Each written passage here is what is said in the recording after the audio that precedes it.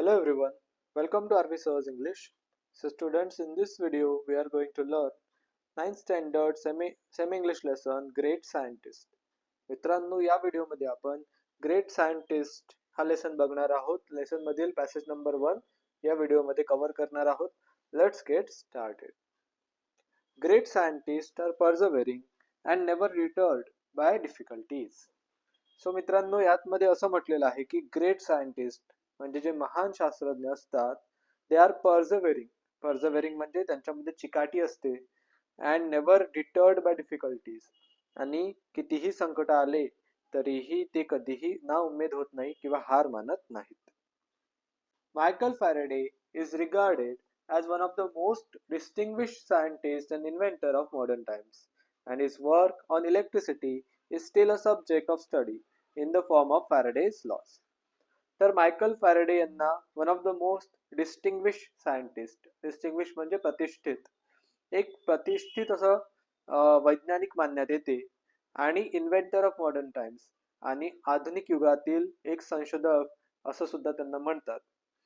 त्यांचं काम इलेक्ट्रिसिटी या सब्जेक्टवरचं जे आजही विद्यार्थी शिकतात in the form of Faraday's laws, त्यांना फॅरेडेज लॉज असं म्हटलं जाते. आजही शाळांमध्ये कॉलेजेसमध्ये विद्यार्थी ते शिकतात. But few know his inspirational life story which is all about courage and fighting against the odds. पण खूपच कमी लोकांना त्यांची इन्स्पिरेशनल लाईफ स्टोरी म्हणजे अतिशय प्रेरणादायी जीवनकथा माहिती आहे, जे की पूर्णपणे करेज म्हणजे हिंमत आणि फायटिंग अगेन्स्ट द ऑड्स म्हणजे विपरीत परिस्थितीशी लढा यावर आधारलेली आहे. Michael Faraday was born into a poverty-stricken family in a dirty London suburb. Michael Faraday यांचा जन्म एका अत्यंत गरीब कुटुंबामध्ये लंडनच्या एका घाणेरड्या अशा उपनगरामध्ये झाला. He suffered from a speech defect as a child. लहान असतानाच त्यांनी स्पीच डिफेक्ट म्हणजे बोलण्यामध्ये एक त्यांना बोलण्याचा प्रॉब्लेम होता, तो त्यांनी फेस केला जेव्हा ते लहान होते. He suffered he would pronounce rabbit as wabbit. ते रॅबिटला वॅबिट असं प्रोनाऊन्स करायचे.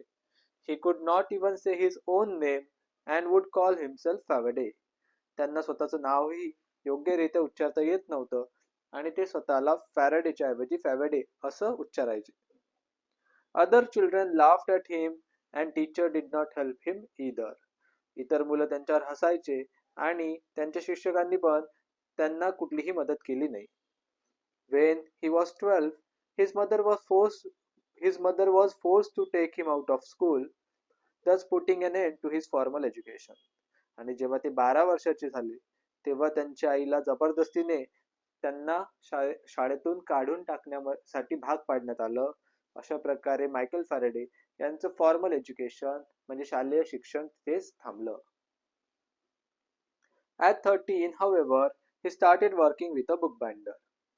मग 13 वर्षाचे जेव्हा ते झाले तेव्हा त्यांनी तेव्हापासूनच एका बुक बाइंडर सोबत काम करणं सुरू केलं. तर बुक बाइंडर म्हणजे जे पुस्तक बांधणारे असतात. Binding hundreds of books during the day and staying up all night to read them.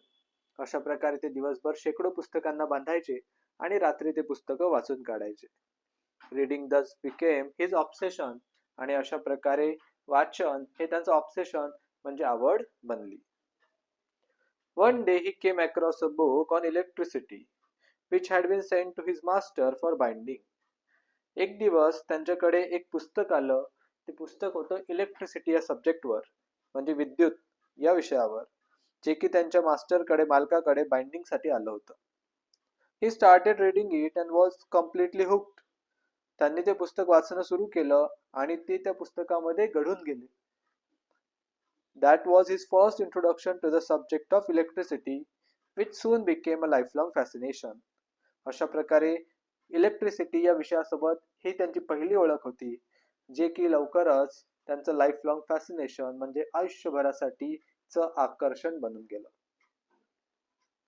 Faraday was still poor at 21. अशा प्रकारे फॅरेडे 21 वर्षाचे झाले आणि अजूनही अत्यंत गरीब होते. Once a friend gave him a free ticket to a public lecture and demonstration by a renowned chemist Humphrey Davy at London's Royal Institution. एकदा त्यांच्या मित्राने त्यांना एक फ्री तिकीट दिलं. कशाचं तर अतिशय रिनोड सायंटिस्ट, रिनोड म्हणजे फेमस केमिस्ट होते, हम्फ्री डेव्ही नावाचे. तर त्यांचं एक पब्लिक लेक्चर होतं म्हणजे व्याख्यान होतं आणि डेमॉन्स्ट्रेशन होतं, जे की असणार होतं लंडन रॉयल इन्स्टिट्यूशन इथे. आणि त्या कार्यक्रमाचं एक फ्री तिकीट मायकल फॅराडे यांना त्यांच्या मित्राने दिलं. Davy's work on chemicals and electrical lighting was the subject of conversation among the scientists of that age. त्या काळातल्या सायंटिस्ट मध्ये डेव्हीचं जे काम होतं केमिकल्स आणि इलेक्ट्रिकल लाइटिंग या विषयावर, ते चर्चेचा विषय बनून गेलेलं होतं. 70 years later, across the Atlantic Ocean in the USA, the same work enabled Thomas Edison to produce the first consistent light bulb. अशा प्रकारे 70 वर्षानंतर अटलांटिक ओशनच्या पलीकडे म्हणजे USA मध्ये, अमेरिकेमध्ये हेच डेव्ही यांचं काम वापरून थॉमस एडिसनने पहिला कन्सिस्टंट लाईट बल्ब म्हणजे विद्युत दिवा बनवला होता. तर अशा प्रकारे एका शास्त्रज्ञाचं काम हे दुसऱ्या शास्त्रज्ञाच्या कामी आलं होतं. मित्रांनो, हा होता पॅसेज नंबर 1. आय होप तुम्हाला खूप चांगल्या प्रकारे समजला असणार. समजला असल्यास नक्की व्हिडिओला लाईक करा, मित्रांबरोबर शेअर करा. नवीन असाल तर सबस्क्राईब करायला विसरू नका. I will see you in another passage. Till then, take care. Goodbye.